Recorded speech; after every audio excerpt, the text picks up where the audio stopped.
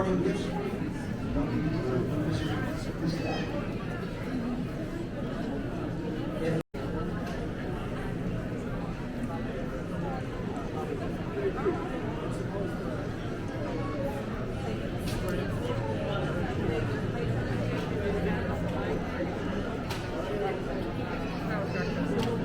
go.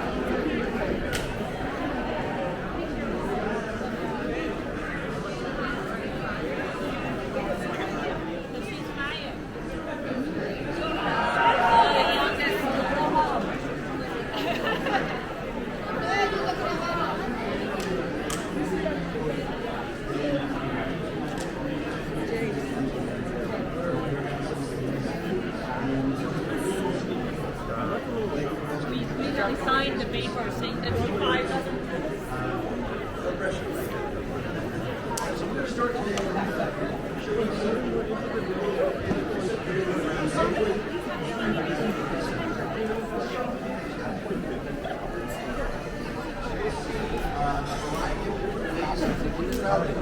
Oh. Hitting the ground safely. This is a way to absorb momentum.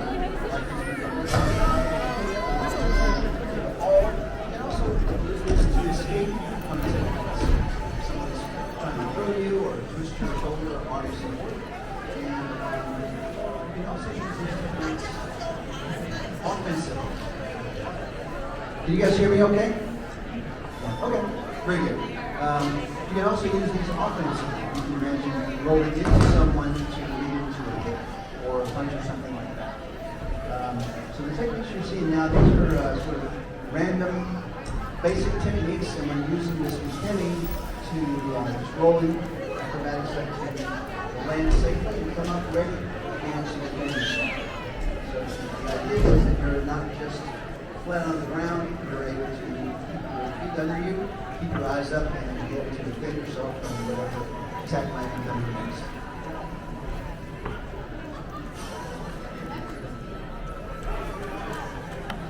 One of the things about our art is it's a living art. It grows and changes and expands with time as new technologies and new tools are available, and also it changes by culture.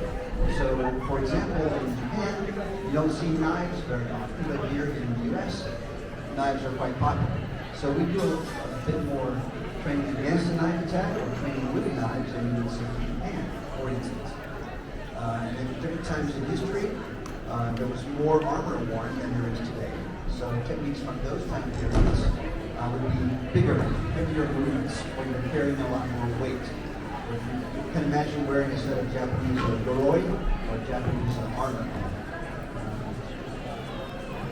And as new technology was introduced in Japan, say, for example, the gunpowder and firearms that came in with the Dutch, the ninja were some of the first to adopt those as part of their arsenal. And of course, we train with firearms today and against firearm attacks, robbers, and so forth. And then one day, when they invent lightsabers, we'll have those too. I can't wait for that. All right, good job, guys. Thank you. We are next going to show you some sword blades. So we're using, in this case, a bamboo chino. And this could be, in today's world, a baseball bat, machete, or a broken off pool cue, depending on where you spend your Saturday nights. Thank you for the one person that laughed. I appreciate it.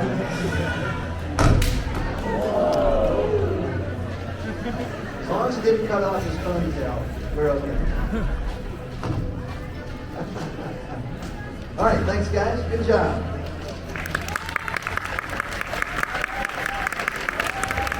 So we're going to start now with some wrist grab escapes or arm escapes. So if someone tried to grab you and throw you into a van or pull you down a dark alley or something like that. So the idea is that you're escaping the grab attack and moving to a position of defense, a position where you can defend yourself. Okay, great. Thank you, guys. Yeah, feel free. Right on. Yeah, that's great. Next thing I'm going to show you is some basic grappling techniques. And these are, again, some of the fundamental things that we do at Progress. We do a lot of advanced things. This is basic wrist reversal. And throughout this and other demonstrations today, you'll see more and more of that tumbling, rolling, heavy skill.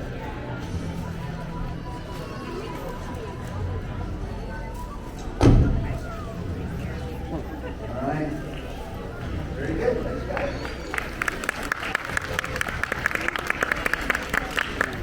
And of course, when you're grabbed, you may be grabbed from the front or grabbed from behind.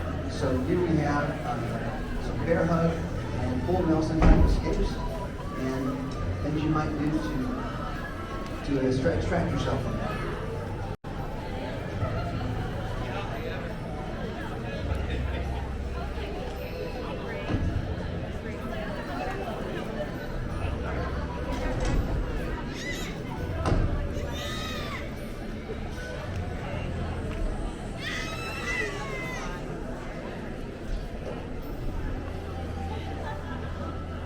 Okay, good job.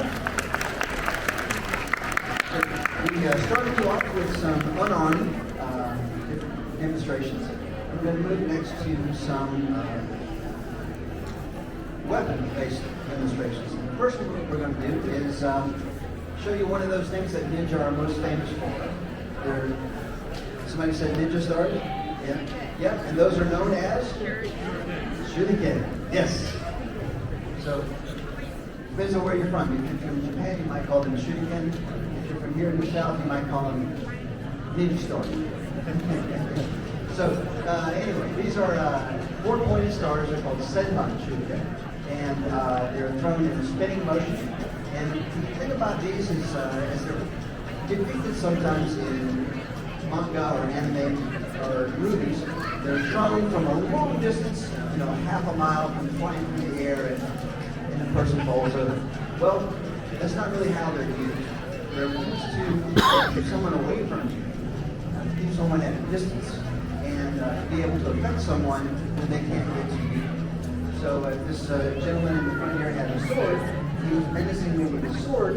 I could throw the shuriken and damage him when he couldn't reach me with the sword. So it's to my advantage.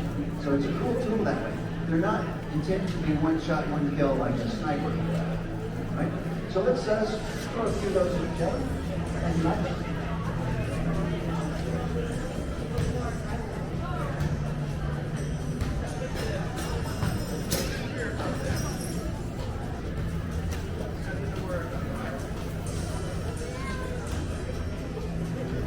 All right, good job.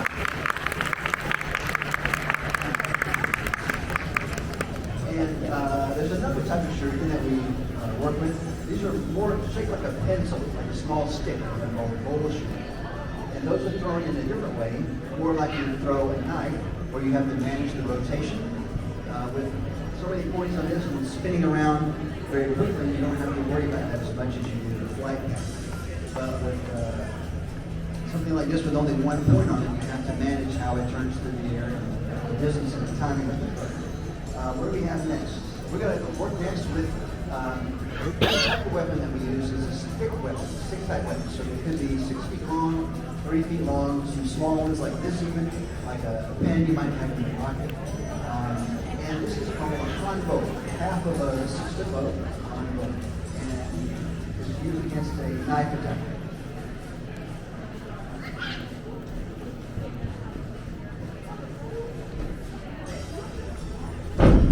See, we're using a stick, which is hard and solid in shape, to grapple as well as to strike with.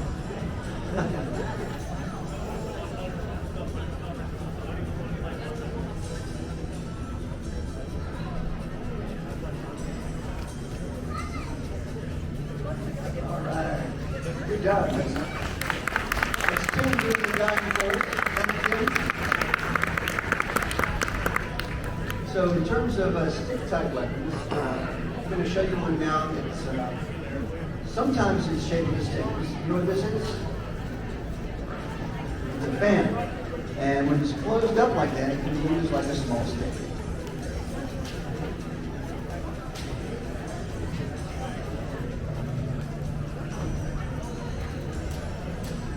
So with the stick, you can strike with it, you can poke with the end of it, and do a number of different things.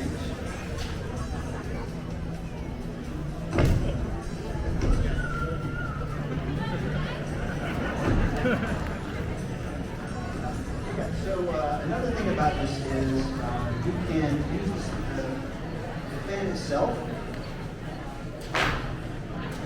as a distraction, or you can use it in a way that blinds the opponent, so they're not able to see you. So how many of you have heard that ninjas can disappear? Lots of you, right? So there's a lot of different ways to do that, besides just snapping your fingers and disappearing in a puppy stuff. One of those is to effectively blind the opponent so they can't see where you are, or they can't see the attack coming in. So it's a surprise attack, right? So that one's more effective. You can also use a small stick like this for grab.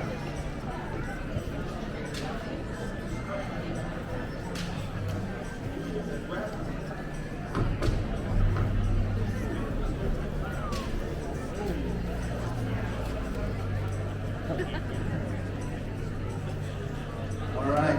Thank you. All right. So the next time you're at a church social and the little old lady has a fan under there, don't mess with her. You never know what she might do. All right. Okay. So along these lines, in a modern day scenario, you might have something else in your hand that you would use somewhat like a stick.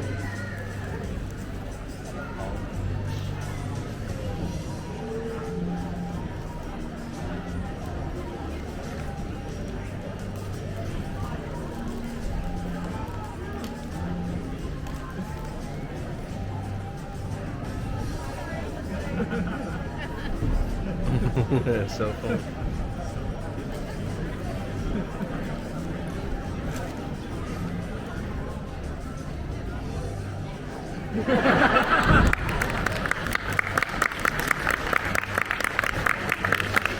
Good job, guys. Thank you.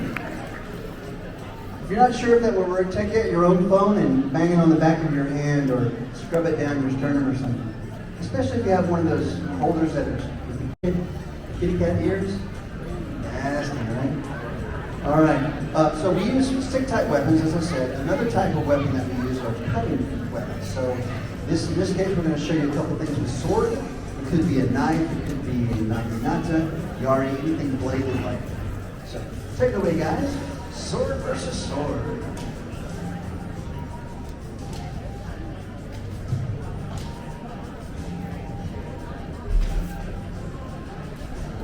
Wow. So we use weapons in a traditional way, classical way, and we also use them in ways that are not so orthodox. That's the cool thing about being a ninja, is you can break the rules.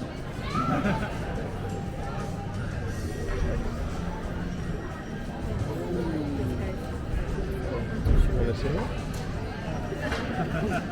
All right.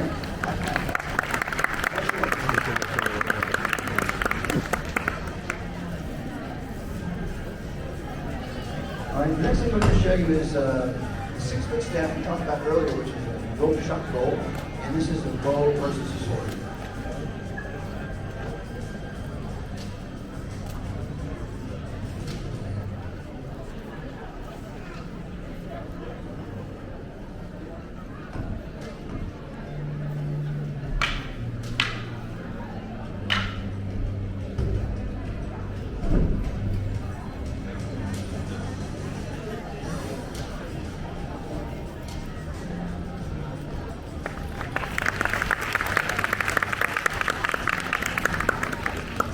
So it happened kind of quickly, but one of the things you want to keep in mind when using your sword defensively like that is to kind of protect the edge.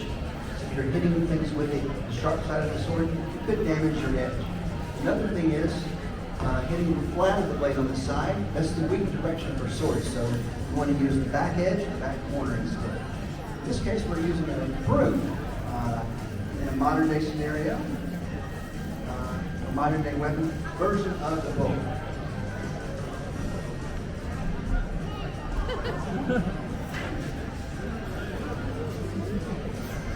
All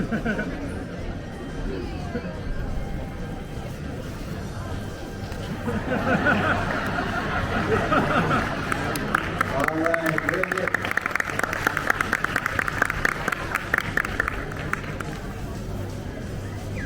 All right, so those janitors in the castle, especially if they're part of Hattori Hanzo's garden.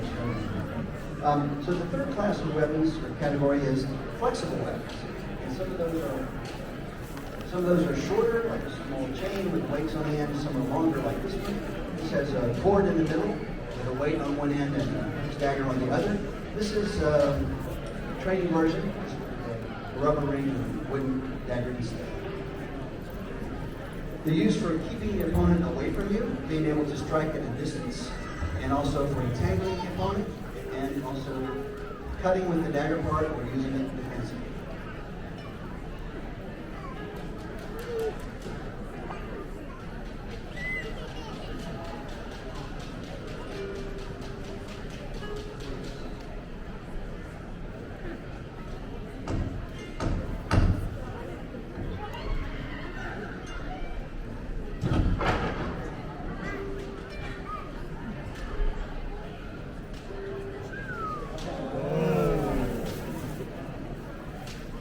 Dothraki.